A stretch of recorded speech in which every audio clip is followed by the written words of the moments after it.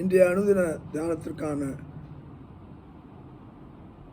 வசனம் ஏசாயா 27 அதிகாரம் 13 வசனத்தை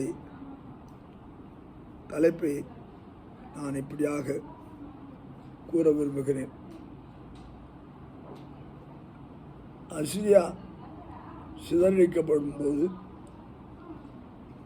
எகிப்து தேசத்திலிருந்து துரத்திவிடப்படுகிறார்கள். அங்கே எருசலேமை தொழுது கொள்வார்கள். சிதறடிக்கப்படுகிற அசீரியரும் அங்கே எகிப்திலிருந்து துரத்தப்படுகிறவர்களும்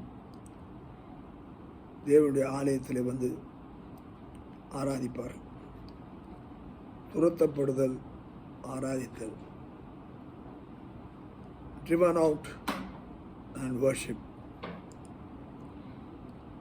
இந்த வசனத்தை வாசிக்கிறேன். அக்காலத்திலே பெரிய காலம் மூதப்படும். அப்பொழுது அசியா தேசத்திலிருந்து சிதறடிக்கப்பட்டவர்களும் எகிப்து தேசத்திலிருந்து துரத்திவிடப்பட்டவர்களும் வந்து எருசலேமில் உள்ள பரிசுத்த பருவத்திலே கர்த்தரை பணிந்து கொள்வார்கள். எதிரிகளாகிய எகிப்தியரும் அசிரியரும் அங்கே எக்காலம் மூடப்படும் போது அந்த தங்கியிருக்கும்படியான இஸ்ரவேல் மக்கள் வந்து தேவனை தொழுது கொள்ளும்படியான காலமாக அந்த காலம் இருக்கிறது. கர்த்தரை தொழுது கொள்ளுங்கள், பாக்கியவான்கள். கர்த்தரை தொழுது கொள்ளும் காலம் வரும், ஆவியோடும் உண்மையோடும் தொழுது கொள்ளும் காலம் வரும் என்று சொல்லி ஆண்டவராக இயேசு கிறிஸ்து இந்த சமாரிய ஸ்திரீயிடத்தில் சொல்லுகிறதை நாம் பார்க்கிறோம். இன்றைக்கும் அப்படிப்பட்ட காலத்துக்குள்ளாய் நாம் வந்திருக்கிறோம். துரத்தப்படும்படியான காலம், எக்காலம் ஊதப்படும்படியான காலம், யுத்தத்திற்கு